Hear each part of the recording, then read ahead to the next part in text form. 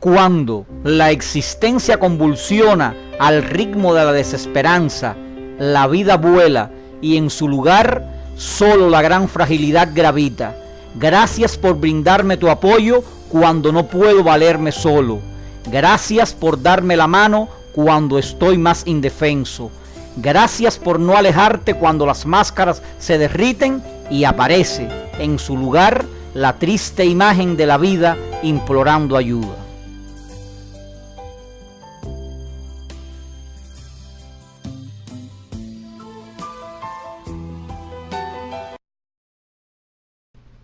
Reciban nuestro saludo al iniciar la actividad número 10 en la que abordaremos y orientaremos el estudio de la epilepsia, una afección neurológica común con una implicación significativa en la asignación de recursos por parte de los servicios y sistemas de salud.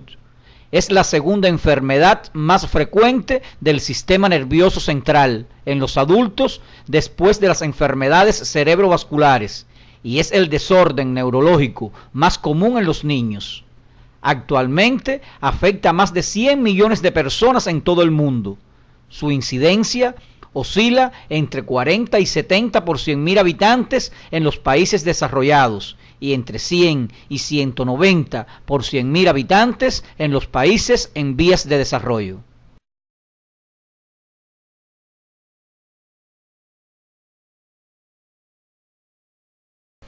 Los griegos la llamaron morbus sacro o enfermedad sagrada y han estado afectados por ella personajes célebres como el emperador Julio César y los escritores Fyodor Dostoyevsky y Lord Byron.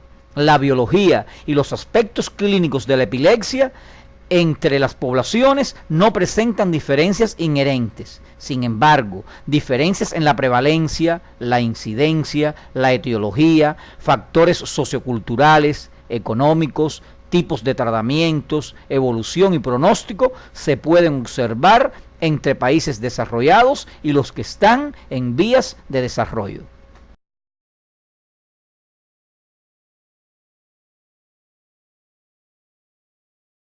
En la década de los 90 del siglo XX fueron aprobados e introducidos varios nuevos fármacos antiepilépticos que mejoraron enormemente el pronóstico. Más recientemente, los avances en la genética han supuesto una revolución en el conocimiento de los mecanismos fisiopatológicos de la epilepsia.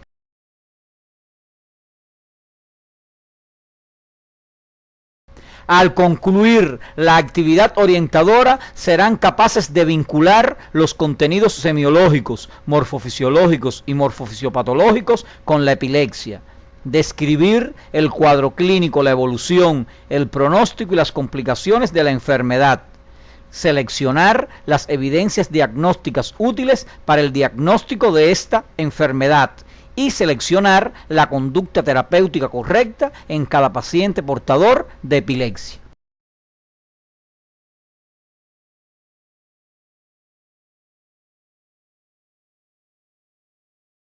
La epilepsia es una afección crónica de etiología diversa, caracterizada por crisis recurrentes debidas a descargas neuronales excesivas e hipersincrónicas, que se manifiesta por alteraciones clínicas y paraclínicas de tipo motor, sensitivo, sensorial, autonómicas, psíquicas o mixtas. Se considera que una persona es epiléptica cuando ha tenido 2 o más crisis verdaderamente epilépticas y que aún las presente, o que de no presentarlas esté utilizando tratamiento antiepiléptico. Cuando las 2 primeras crisis ocurren el mismo día, esto debe considerarse como un evento único y el diagnóstico debe esperar por la aparición de las siguientes crisis.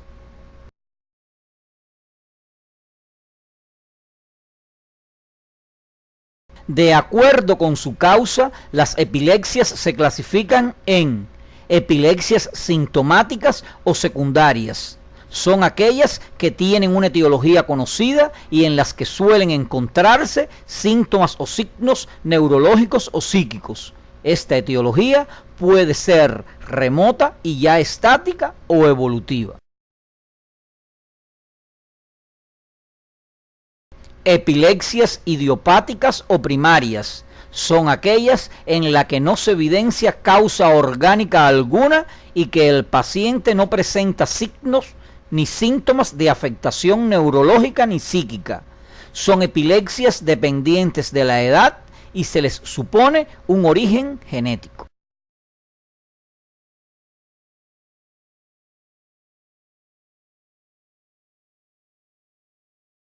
Epilepsias criptogénicas o probablemente sintomáticas son aquellas en las que por sus características clínicas se sospecha una etiología, pero la misma no puede ser demostrada a pesar de los estudios.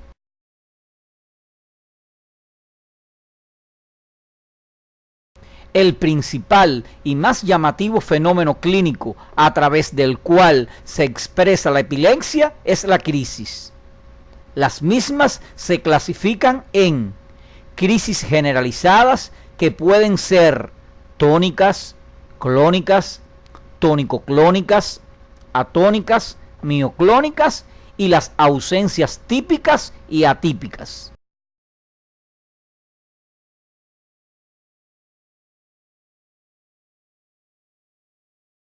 Crisis parciales simples, que son aquellas que no se acompañan de afectación de la conciencia y pueden ser con síntomas motores, con síntomas sensitivos, con síntomas autonómicos, con síntomas psíquicos. Las crisis parciales complejas, cuando se acompañan de afectación de la conciencia, y las crisis parciales secundariamente generalizadas.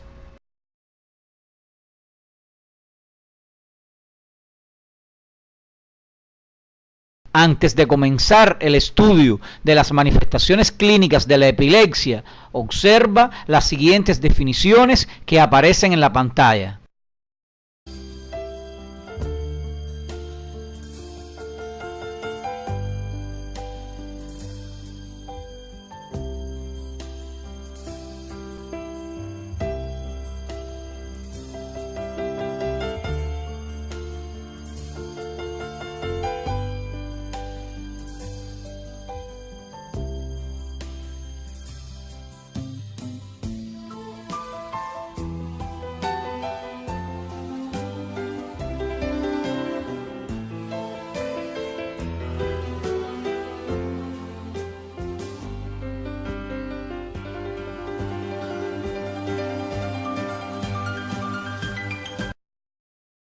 Las manifestaciones clínicas de una crisis epiléptica se caracterizan por ser bruscas y breves. Pueden ser motoras, sensitivas, autonómicas o psíquicas, en dependencia del área cerebral donde surge la descarga y de su generalización o no a otras áreas cerebrales. Pueden ser sin disminución de la conciencia o crisis parcial simple y con afectación de la conciencia o crisis parcial compleja.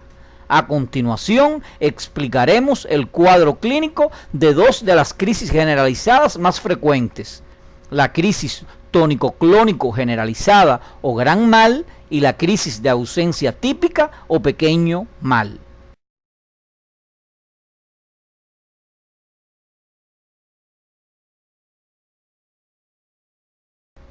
Las crisis tónico-clónico generalizadas son más frecuentes en la niñez y en la edad adulta.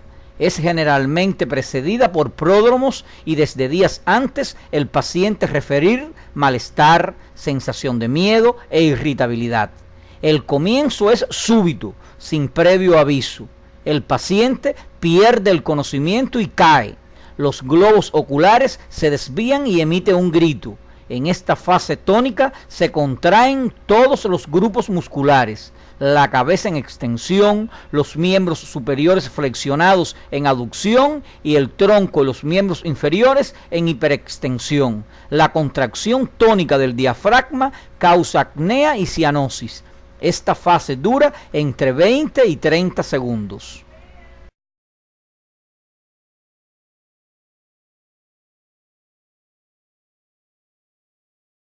Luego aparece la fase clónica, en la que aparecen movimientos bruscos y rápidos de todos los músculos. Los globos oculares giran, la respiración es irregular, surgen mordeduras de la lengua y aparece hipersecreción salival y relajación de esfínteres vesical, rectal y más raramente emisión de semen. Esta fase dura entre 1 y 3 minutos. Después, la crisis entra en la fase resolutiva o estertorosa, en la que el enfermo yace hipotónico, respira ruidosamente y entra en un sueño profundo de duración variable. Cuando despierta, se queja de cefalea y dolores musculares y no recuerda nada de lo sucedido. En el electroencefalograma intercrítico de estos pacientes no se suelen encontrar alteraciones.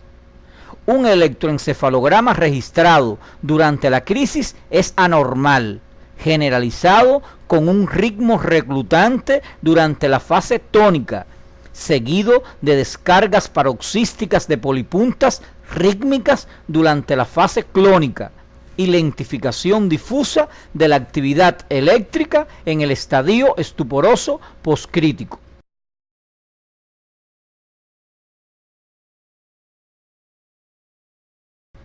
Otro ejemplo de crisis generalizada es la crisis de ausencia típica, en la que el paciente súbitamente palidece, no ve ni oye, se produce un cese repentino de todas las funciones psíquicas con abolición de la conciencia.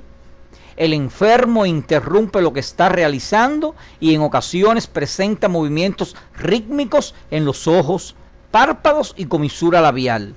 La crisis termina bruscamente y la persona reinicia su actividad donde la había interrumpido, sin recordar nada de lo sucedido.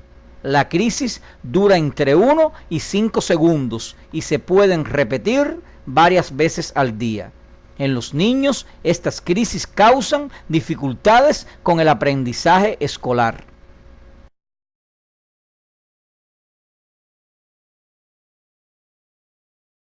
En estos pacientes, el electroencefalograma intercrítico es normal. El electroencefalograma realizado en el momento de la crisis muestra un patrón generalizado y simétrico de punta onda lenta a 3 ciclos por segundo.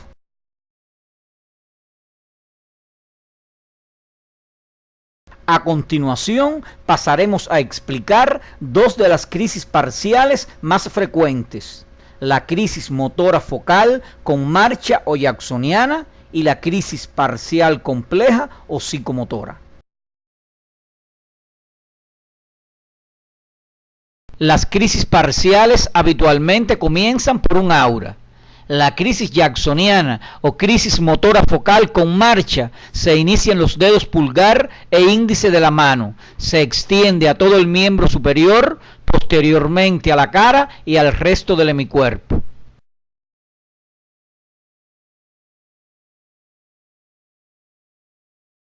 La crisis parcial compleja generalmente comienza por un aura gustativa, auditiva, olfatoria o vegetativa, que siempre es estereotipada para el paciente, seguida de cese de la actividad que estaba haciendo con inmovilidad y mirada fija.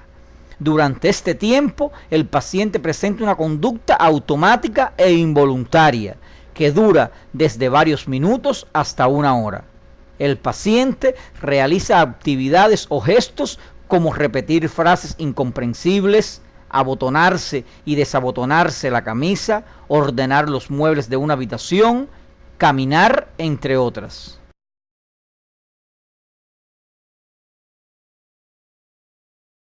Los pacientes presentan una sensación afectiva particular, como miedo, angustia, bienestar, sensación de extrañeza de situaciones familiares, fenómeno conocido como Hamais-Bu, o por el contrario, impresión de familiaridad ante situaciones extrañas, o déjà vu o déjà vécu.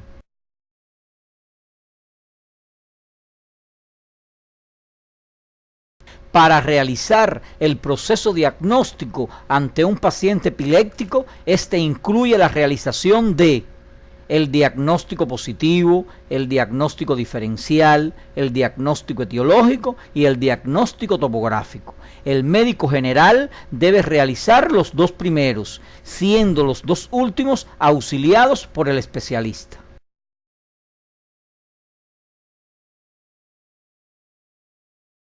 El diagnóstico positivo de la crisis epiléptica y de la epilepsia es clínico y se basa principalmente en el interrogatorio del paciente o sus familiares, en el que se trata de precisar la forma de comienzo, la existencia de auras, las características de las crisis, su evolución, su duración, la presencia de relajación de esfínteres, entre otros aspectos semiográficos que ya conoces de Clínica 2.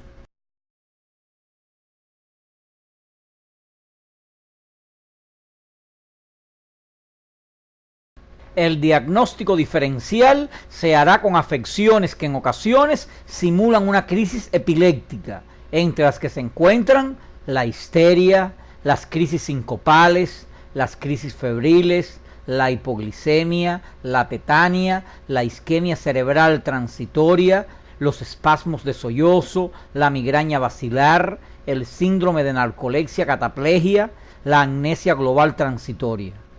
Las características diferenciales de estas entidades con la epilepsia las precisarás teniendo en cuenta un interrogatorio cuidadoso y un examen físico exhaustivo con las pruebas complementarias adecuadas.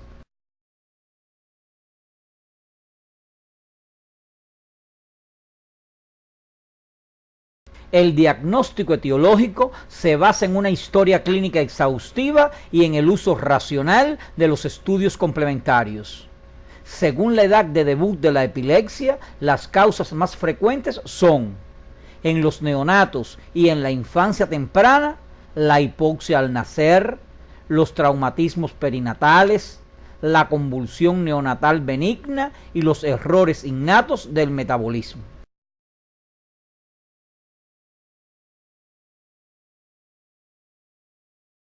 Durante la infancia tardía y la niñez, las causas más frecuentes son las convulsiones febriles, la ausencia de la infancia, la epilepsia generalizada primaria y los traumatismos craneales.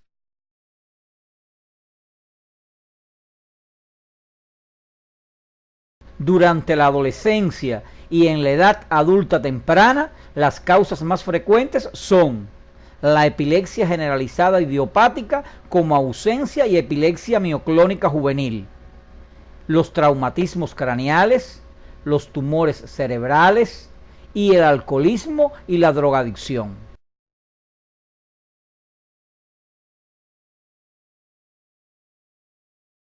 En el adulto mayor, las principales causas son la enfermedad cerebrovascular, los traumatismos cráneoencefálicos, los tumores cerebrales y las enfermedades degenerativas.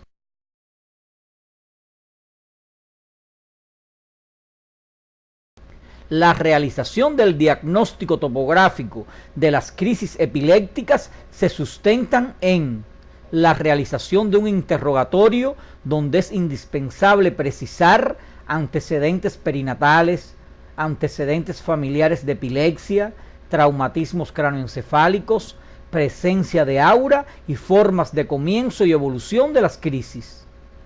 La realización de un examen neurológico, donde se deben buscar signos de focalidad, retraso mental y alteraciones neuropsicológicas. Estos aspectos debes revisarlos en tu libro de texto para que relaciones las manifestaciones focales y los sitios correspondientes de disfunción cerebral.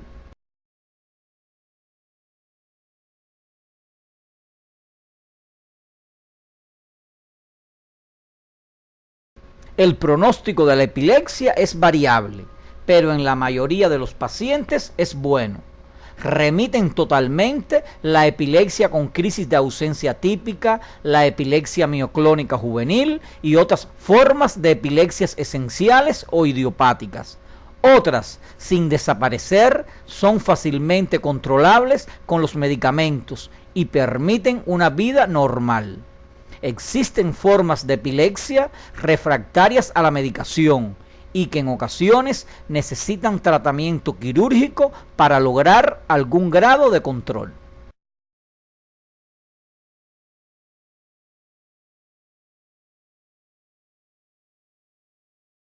Las complicaciones que puede presentar un paciente epiléptico se deben a la enfermedad y al tratamiento. Como complicación de este último, el paciente puede presentar toxicidad del sistema nervioso expresado en somnolencia, letargo y excitabilidad. Toxicidad hepática expresado por elevación asintomática de las transaminasas, hepatitis e insuficiencia hepática. Y toxicidad hematológica expresado en anemia, leucopenia o trombocitopenia.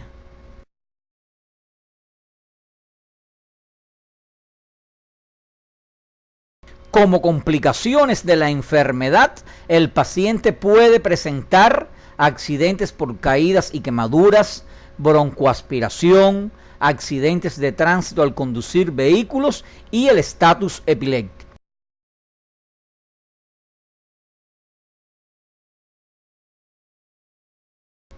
En relación con las evidencias diagnósticas, estas pueden ser analíticas, electroencefalográficas y de neuroimágenes. Los estudios de laboratorio están indicados para detectar causas metabólicas y los mismos son los siguientes: la glicemia, el ionograma, las transaminasas, la gamma-glutamil transpeptidasa y la fosfatasa alcalina, así como la determinación de urea y creatinina.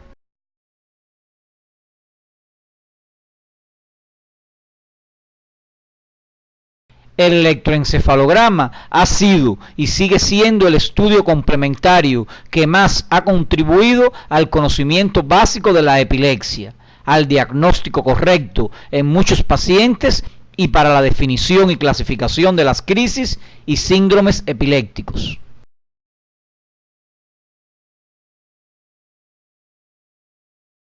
Las anormalidades electroencefalográficas más frecuentes relacionadas con la descarga epiléptica consisten en puntas, complejos de punta honda y polipunta honda. Estas alteraciones son muy específicas pero poco sensibles.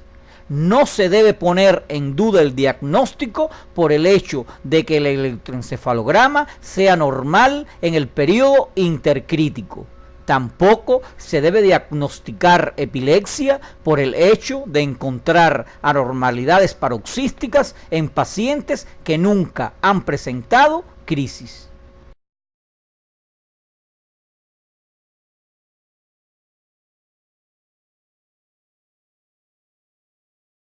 La neuroimagen por tomografía axial computarizada y resonancia magnética es de gran utilidad en la búsqueda de lesiones estáticas o evolutivas causantes de epilepsia.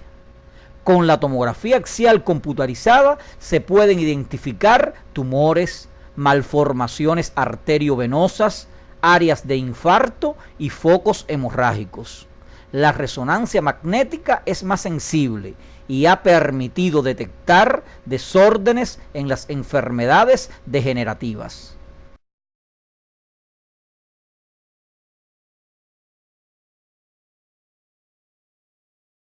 El tratamiento de un paciente epiléptico descansa en los siguientes pilares: tratamiento de la causa subyacente, evitar los factores desencadenantes de las crisis y la supresión de las crisis recurrentes mediante tratamiento farmacológico o quirúrgico.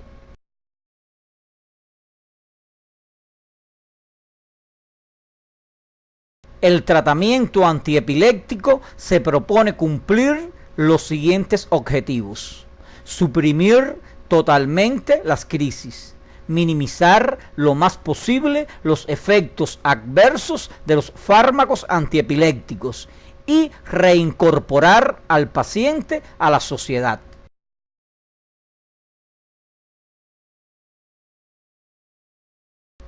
Dentro de los aspectos generales del tratamiento se encuentran: es necesario recordar que sin diagnóstico correcto no habrá un tratamiento adecuado.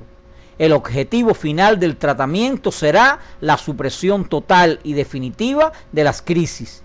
El tratamiento consiste en un enfoque integral e individualizado e incluye tratamiento de las crisis, tratamiento de los aspectos psicológicos y el tratamiento de los aspectos sociales.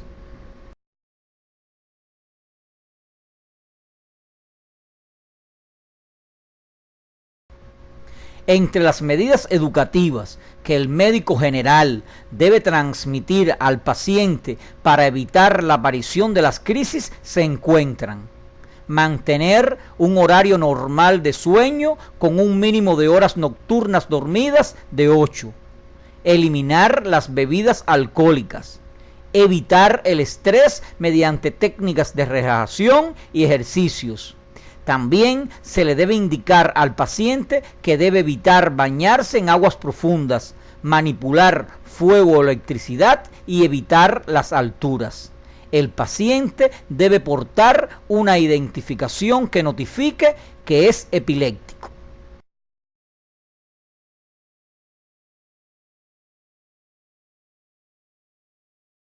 Para iniciar el tratamiento antiepiléptico debes tener presente los siguientes requisitos: comenzar con una sola droga, preferiblemente la de elección para el tipo de crisis. La dosis inicial debe ser baja e incrementarse cada semana hasta que se alcancen las dosis promedio, que supriman los ataques, y en caso de no controlarse, utilizar las dosis máximas.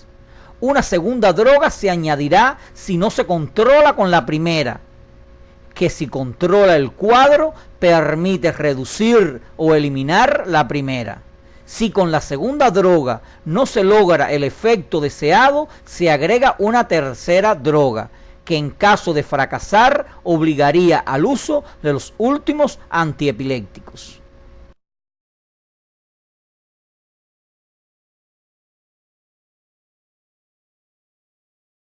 Para facilitar la elección de las drogas según el tipo de crisis que presenta el paciente, te presentamos un cuadro resumen actualizado que aparece en la pantalla y relaciona los tipos de crisis y los medicamentos de primera y segunda elección.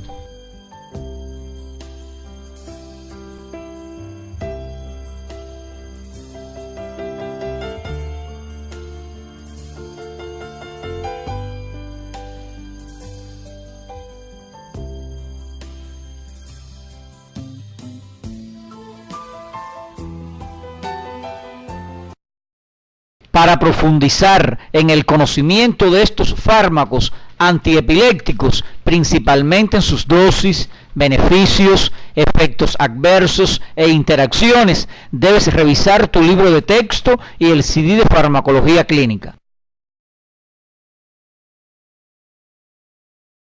Una vez concluida la actividad orientadora de hoy, llegamos a las siguientes conclusiones. La epilepsia es una enfermedad frecuente en la población que causa gran preocupación a los familiares y al paciente, principalmente cuando aparece en edades tempranas de la vida, lo que dificulta la inserción del niño en el ámbito social. El diagnóstico de esta entidad es eminentemente clínico y debe estar dirigido a clasificar las crisis y tipo de epilepsia con precisión y finalmente identificar una causa subyacente específica. El electroencefalograma es la prueba diagnóstica más importante para la epilepsia, pues la información que proporciona es útil y a veces esencial para establecer el diagnóstico, clasificar las crisis y tomar decisiones terapéuticas. No todo suceso paroxístico constituye una crisis convulsiva. El diagnóstico incorrecto de otras alteraciones con la epilepsia conduce al tratamiento ineficaz innecesario y potencialmente dañino. El médico general debe brindar educación sanitaria al paciente, sus familiares y la comunidad, haciendo énfasis en las medidas generales para evitar la recurrencia de las crisis, los factores que pueden precipitarla, el reconocimiento de este cuadro y evitar las posibles complicaciones. El tratamiento de la epilepsia tiene como objetivos eliminar las crisis o reducir la frecuencia de las mismas, evitar los efectos adversos de los medicamentos utilizados y ayudar al paciente a mantener o restaurar su adaptación social. En pacientes mal diagnosticados y en los que hacen abandono del tratamiento se puede presentar una complicación grave y altamente letal, el estatus epiléptico. Durante la próxima actividad orientadora abordaremos el estudio de la 9ª causa mundial de consultas médicas, fuente importante de pérdida de tiempo de trabajo y de procedimientos de diagnóstico médico. Nos referimos a la cefalea, ante la cual la labor del médico general consiste en diferenciar las de causa benigna, que son las más frecuentes, de las de causa maligna, que comportan un abordaje diferente.